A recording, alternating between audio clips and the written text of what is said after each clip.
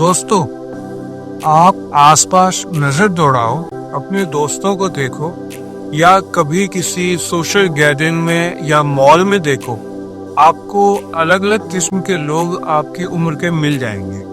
लेकिन आप देखेंगे कई लोग हैं जो 60 साल के होकर भी 45 इयर्स के लगते हैं और कई लोग हैं जो 50 इयर्स की एज और 75 साल की एज भी लगने लगते हैं। तो ऐसा क्या है जिसकी वजह से ऐसा होता है?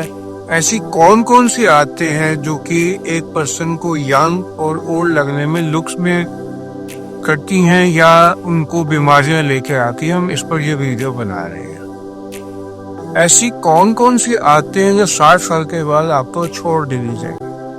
मैंने बहुत गहराई में देखा है, तजर्बे से देखा है, अपने मरीजों में देखा है और मैंने ऐसी कोई 7 आदतें जो चिन्हित की हैं, जो मैंने लिखी हैं, जो आपको 60 साल के बाद छोड़ देनी चाहिए, जिससे कि आप यंगर फील करोगे, आपके लुक्स में बेटरमेंट आएगी और झुर्रियाँ पड़नी हैं तो स्लो डाउन हो जाएंगी। अगर आपको डायबिटीज या ब्लड प्रेशर जेनेटिकली है तो उसका कंट्रोल बेटर हो जाएगा। तो इसके बारे में ये वह वीडियो बना रहा था, यानी कि लंबी उम्र के होने का, खुशहाल जीवन जीने का राज क्या है। अगर आप 60 पार कर चुके हैं लेकिन फिर भी जवान लगना चाहते हैं, एनर्जी से भरे रहना चाहते हैं और चाहते हैं कि लोग भैया तुम इतने यंग कैसे लग रहे हो, तो उसके लिए ये वीडियो आप देख लो। राज ये है कि कुछ पुरानी आदतें जो हमारे को शुरू से थी उनको अपने से चिपकाए रखते हैं और एज के बाद भी आप उनके साथ चलते हैं, जिससे कि आपको ये दिक्कतें आती हैं। और मैं इस वीडियो में बात करूंगा ऐसी आदतें जो आपके शुरू में थी, वो अब आपको छोड़ देनी चाहिए ताकि आपका बाकी लाइफ 60 प्लस में अच्छी कटे। और जो हेल्थ को चुपके चुपके खा रही है, वो आदतें छोड़ने से आपका शरीर, दिमाग और जिंदगी चमक उठी। अगर ये वीडियो आप अपने लिए देख रहे हैं तो बहुत अच्छा है, लेकिन अगर आप यंग हैं तो ये अपने माँ बाप को जरूर शेयर कर दो जो 60 के आसपास जा चुके हैं। और अगर आपको ये पॉइंट्स पसंद आए तो मेरे इस वीडियो को लाइक कर देना, सब्सक्राइब कर देना और मेरे चैनल को लाइक माइंडेड पीपल में सजेस्ट कर देना। सबसे पहली आदत है सिगरेट पीना, तंबाकू खाना या शराब पीने का सेवन।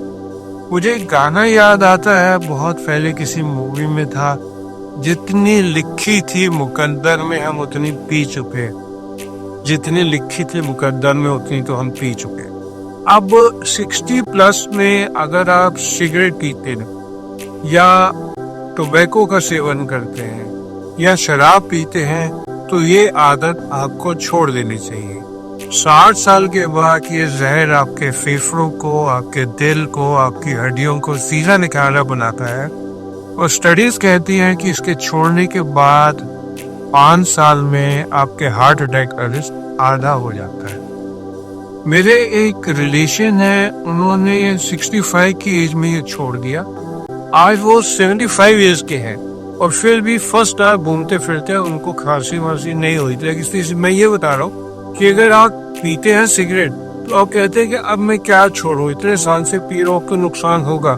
ऐसा नहीं है। स्टडीज बताती है कि अगर आप शुरू में सिगरेट पीते थे और आप छोड़ देते हैं तो डैमेज रिस्ट्रिक्टेड हो जाता है। और स्पेशली अगर आप ऐसे इंडिया में रहते हैं, दिल्ली जैसी जगह पे रहते हैं जितना इतना हाई AQI रहता है और आपके लंग्स वैसे ही कमजोर हो चुके हैं स्मोक करते हुए, तो आप इसको भगवान के लिए और खराब ना करें और अपनी सिगरेट की आदत छोड़ दें।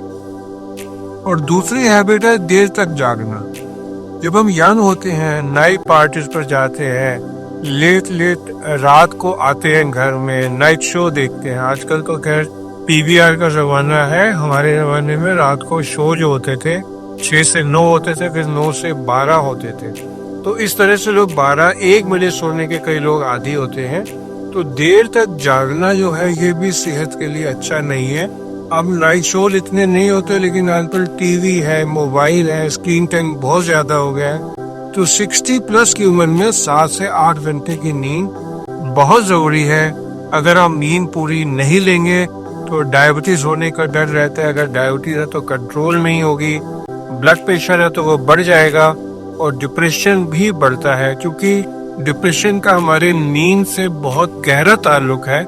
इनफैक्ट जो डिप्रेस्ड पेशेंट होते हैं उनको अर्ली अवेकनिंग होती है, यानी कि उनकी रोज 3 से 4 बजे नींद खुल जाती है। तो ट्रिक क्या है, रात के 10 बजे आप लाइट ऑफ कर दो, सुबह 6 बजे उठो। और एक स्टडी में ये मिला कि अच्छी नींद से दिमाग 10 साल ज्यादा जवान रहता है। तो आप आज से ये बात अपनाएं। और तीसरा पॉइंट क्या है, मैंने कुछ 7 पॉइंट चिन्हित किए थे।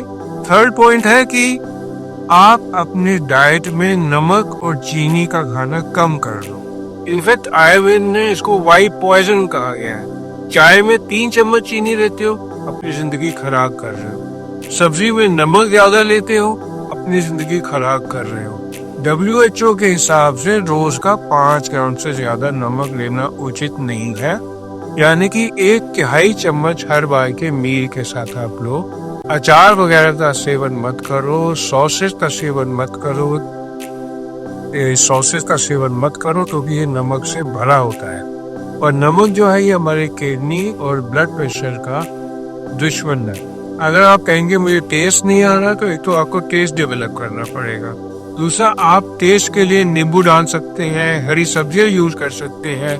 पर अगर आप चीनी कम लेंगे तो आपकी स्टडी बताती है कि डायबिटीज होने का चांस भी कम हो जाएगा, और बाकी एंडोथेलियल डिसफंक्शन वगैरह नहीं होगा। और जो लोग ज्यादा चीनी का सेवन करते हैं उनको ट्राइग्लिसराइड लेवल बहुत ज्यादा बढ़े आते हैं। तो ट्राइग्लिसराइड होते हैं जो बुरा कोलेस्ट्रॉल, जो LDL होता है, उसको लिए जैसे उबर का कार है उसको ट्रेवल करने का काम करता है। तो ट्राइग्लिसराइड इन LDL लिपिड को लेके घूमने का काम करता है। तो आपको ट्राइग्लिसराइड कम करना है तो उसके लिए चीनी की मात्रा कम करनी है। फिर एक्टिव रहो, ये 4th पॉइंट है। मैं ये नहीं कहता कि रोज दौड़ लगाओ, सैर करो। रिमोट उठाना है खुद जाकर उठाओ, पानी पीना है खुद किचन में जाकर लेकर आओ। और छोटे मोटे काम, अपना ड्रॉर ठीक करना, कमरा साफ करना, चद्दर बदलना, ये काम के लिए आप अपनी वाइफ पर डिपेंडेंट ना रहो या मेड पर डिपेंडेंट नहीं रहो। और एक्सरसाइज करो, इसको मैं एक्सरसाइज ही कह रहा हूँ। लगातार सोफे पर लेटे रहना बिल्कुल नहीं। रोज 30 मिनट तक वॉक करो, योगा करो, लाइट वेट ट्रेनिंग करनी बहुत जरूरी है। इससे हड्डियां मजबूत रहती हैं और जोड़ों में दर्द कम रहता है। वर्ल्ड हेल्थ ऑर्गेनाइजेशन के हिसाब से 150 मिनट्स एक हफ्ते में एक्टिविटी करने से 5 साल एज बढ़ जाती है। तो शुरू कैसे करेंगे?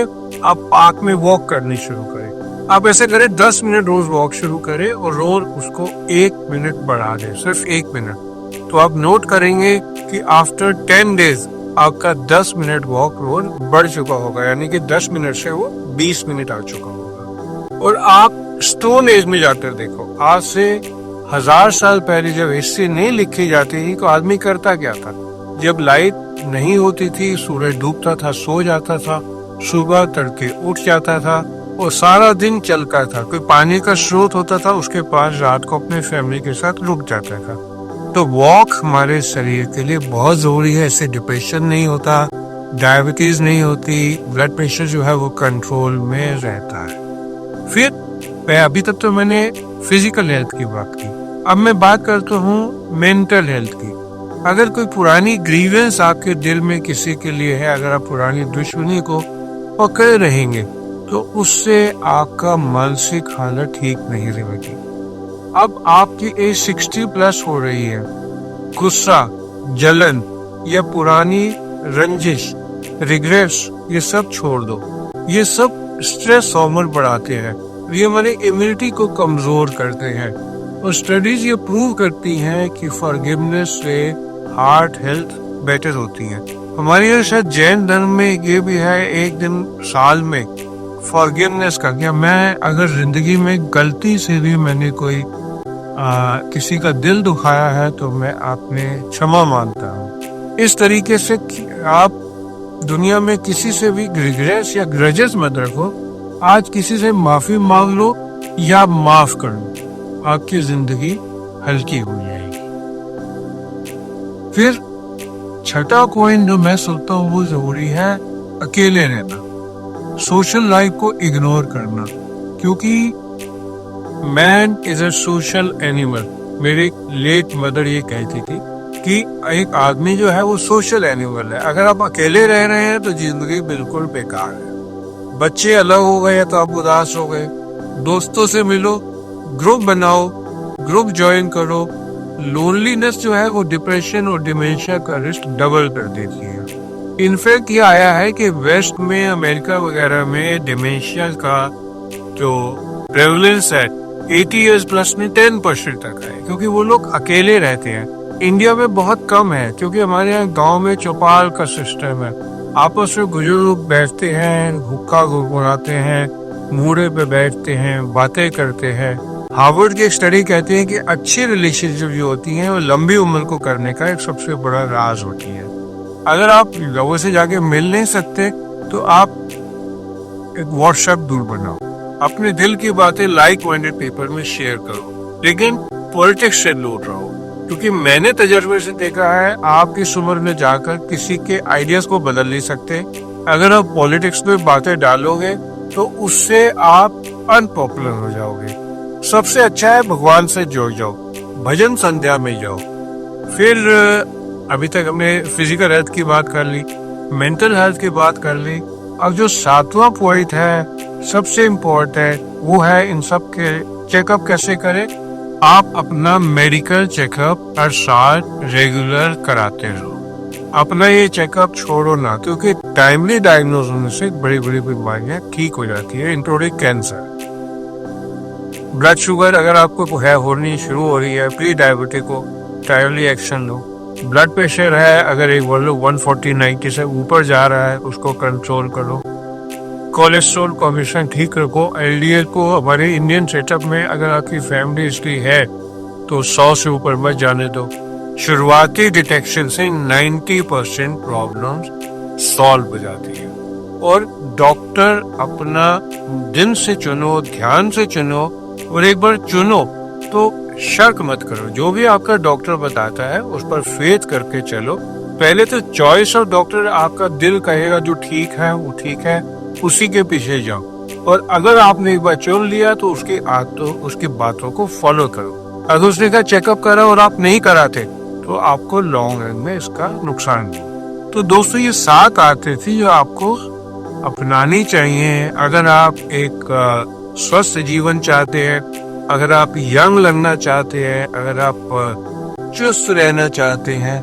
और आज ही इन चीजों को अपना लो और कमेंट से बताओ कि आपको इसमें से कौन सी आदत आसान लगी, कौन सी आदत है जो आपके पहले थी, और इससे आपको कौन सी आदत ऐसी है जो आपने नहीं सीखी। तो नेक्स्ट वीडियो में हम बात करेंगे कि 60+ के लिए कौन कौन से बेस्ट फूड है। तो फिर अब जल्दी ही मिलते हैं। Be healthy, be happy. Thank you so much.